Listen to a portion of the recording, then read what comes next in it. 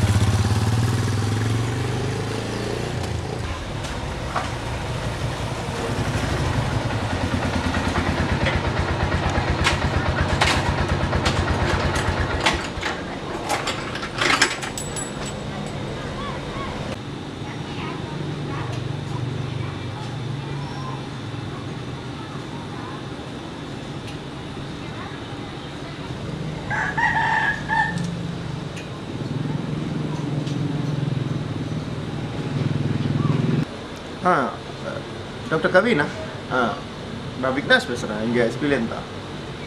இப்போ தான் கூகுளில் உங்களோட ஃபோன் நம்பர் பார்த்தேன். எனக்கு உங்களோட ஹெல்ப் வேணும். நான் உங்களை can I meet you today? Yes. நான் என்னோடய அட்ரஸ் வந்து I sent you in WhatsApp இருக்குது. Okay, I sent you in WhatsApp.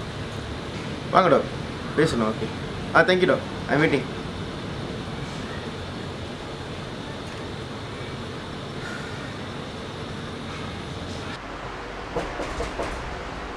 Yes. Vignesh? Yes, doctor. Come in.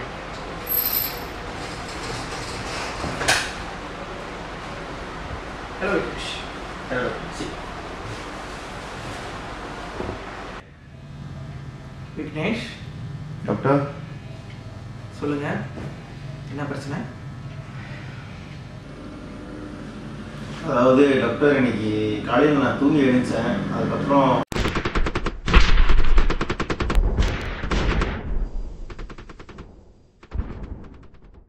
எவ்வளோதானா? இது நான் ஃபோன்லேயே சொல்லியிருப்பேனே. இப்போ வந்துட்டு நம்ம ஒரு சில இடத்துக்கு போவோம்.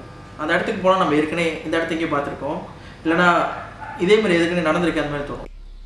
இந்த தோன்றலுக்கு பேர் தான் டேஜாவோ. டேஜாவோனா ஃப்ரான்ஸ் மொழியில் ஏற்கனவே பார்த்த ஒன்றுன்னு அர்த்தம்.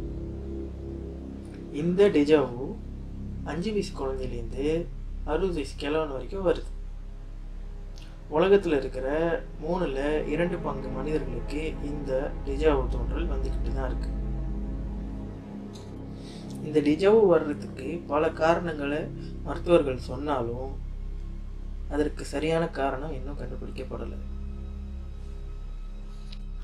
21 வகையான டெஜாவோ ஒவ்வொரு மனிதர்களுக்கும் விதவிதமாக நடந்து கொண்டிருக்கு. இந்த டெஜாவுக்கு நேர்மாறாக இருக்கிறதுக்கு பேர் தான் ஜமாய்ஸு, அதாவது இதுவரை பார்க்காத ஒன்று அப்படின்னு அர்த்தம் பிரான்ஸ் மொழியில். இந்த ஜமாய்ஸு நமக்கு வந்தால் நமக்கு எப்படி இருக்கும்னா, எப்போதும் செய்கிற ஒரு வேலை, எப்போதும் போகிற ஒரு இடம், இல்லைனா எப்போதும் நடக்கிற ஒரு இன்சிடென்ட் இதுக்கு முன்னாடி நம்ம பார்த்ததே இல்லை அப்படின்னு தோணும். இந்த 2 இன்சிடென்ட்டும் உங்களுக்கு சேர்ந்தபடி நடக்குது. இந்த 2 விஷயமும் உங்களுக்கு நடக்கிறதுனால உங்களுக்கு ஒரு வித குழப்பம் ஏற்படுது. இந்த குழப்பத்தை தவிர்க்க நீங்கள் தான் எப்போவுமே கான்ஷியஸாக ஃபோக்கஸாக இருக்கணும். நீங்கள் ஃபோக்கஸாக இருக்கணும்னா நீங்கள் மெடிடேஷன், சம் மைண்ட் எக்ஸசைசஸ் செய்யலாம். நீங்கள் பயப்படுற அளவுக்கோ இல்லை குழம்புற அளவுக்கோ இது ஒன்றும் அவ்வளோ பெரிய விஷயமே கிடையாது. ஸோ நீங்கள் அன்றாட வாழ்க்கையை எப்போது மாதிரி தாராளமாக கண்டினியூ பண்ணலாம்.